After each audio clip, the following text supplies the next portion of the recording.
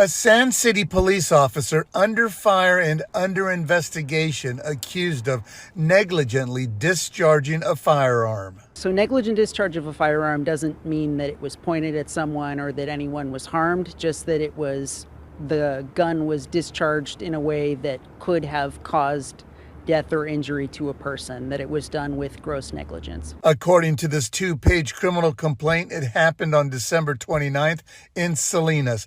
The officer in question is Jose Silensochi, who is off duty at the time and allegedly fired one round. We're told it was not from his department-issued weapon. Anytime that a firearm is discharged unsafely, we have to take that very seriously because we do encounter all the time situations where that happens and people are injured or killed.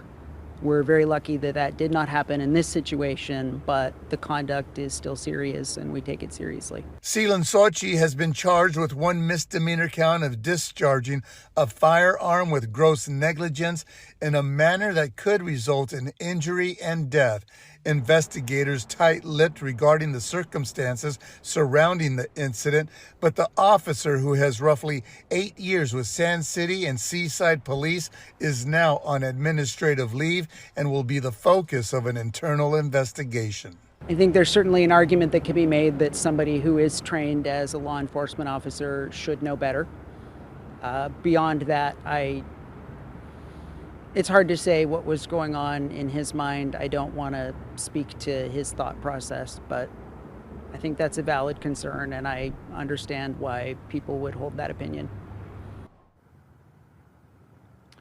Now, Officer Silensochi was never arrested, but he's now been put on notice that he's scheduled to be arraigned on that misdemeanor charge on January 31st in a Salinas courtroom.